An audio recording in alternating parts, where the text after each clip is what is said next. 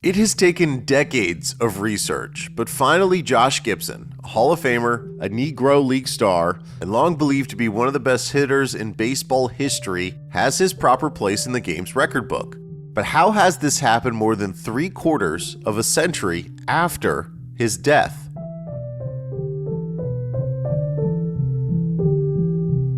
At the end of May, Gibson became the Major League's all-time batting leader, 77 years after his death in 1947. Gibson died 3 months before Jackie Robinson broke Major League Baseball's color barrier, and his numbers never appeared in MLB's official record. Until now, with more than 2,300 Negro Leaguers' numbers added to the league's official ledger, Gibson is MLB's new career leader in batting average, slugging percentage, and OPS, and holds the single-season record in batting average and slugging percentage.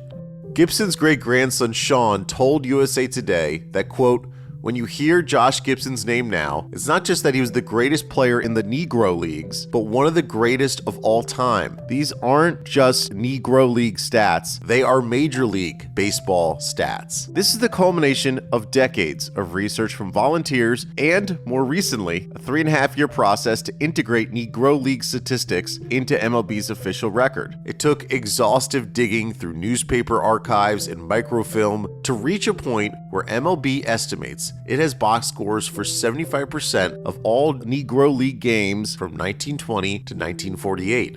On one hand, 75% is a research triumph. On the other hand, it's incredibly incomplete. Throughout history, MLB's well-funded league offices preserve stats and save them in bound volumes. Negro Leagues operated with fewer resources. Their stats were not kept in one place. They were scattered across local newspapers, often with only a 2-sentence summary and no box score.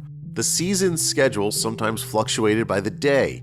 There was a league season, typically 60 to 80 games, plus unofficial barnstorming games, all-star games, and whatever series might attract a crowd. MLB gathered a 15-person Negro League Statistical Review Committee comprising historians, writers, and statisticians, and set to work deciding which games count toward the official record. One issue has been how to compare 60-game seasons with 162-game seasons. But MLB history is dotted with different seasons defined by statistical anomalies. For example, in 1877, MLB played 60 games. In 1945, teams contended with a war-depleted player pool and government-mandated travel restrictions. In 1968, the year of the pitcher, hitting cratered. In 1994, a strike ended the season in August. In 2020, a pandemic cut the season short to 60 games. So, as we compare stats across eras and centuries, certain seasons require an understanding of the underlying story. The same is true of Negro League stats. These Black and Latino players were denied entry into MLB, and so they banded together on teams that traveled across the country playing whenever, wherever, and whoever they could.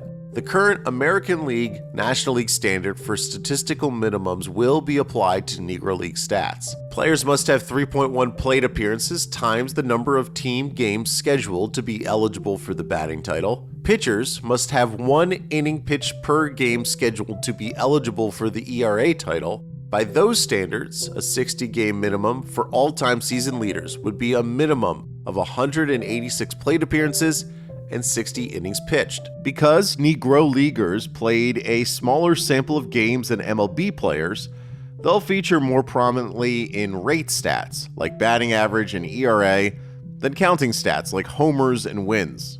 MLB's official record will be updated as more box scores are uncovered, and while Josh Gibson has been the headline, there are others.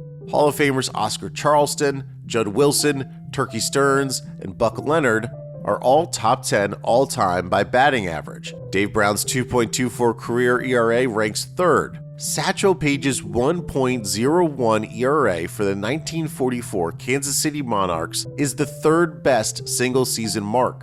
Charlie Chino Smith hit .451 for the 1929 New York Lincoln Giants, the 2nd best single-season batting average on record behind Gibson. Many former MLB players will have their Negro League accomplishments added. Paige's win total surged from 28 to 124. Minnie Minoso gained 150 hits, surpassing the 2,000 hit plateau. Jackie Robinson got 49 more hits. The late great Willie Mays added 10 more hits to his career total, giving him 3,293. He remains number 13 on MLB's all-time hit list, though technically the date he collected his 3,000th hit will change. There are two former Negro Leaguers who are still living who played in the select leagues during the 1920 to 1948 timeframe. Right-hander Bill Greason, 99 years old, pitched briefly for the St. Louis Cardinals in 1954 and went on to be a minister. Then there's Ron Schoolboy Teasley, who did not play in the AL or NL. Teasley was 21 when he played for the New York Cubans in 1948. Teasley, now 97 and living in his hometown Detroit, said last year that he hopes to keep the memory of the Negro Leagues alive. Having his number in the Major League record can only help. If you like this video, please consider subscribing to the channel. The Athletic is home to the best team of sports writers, reporters, and analysts in the world, offering exclusive stories and unrivaled insight. You could try The Athletic for free for 30 days by clicking the link in the description.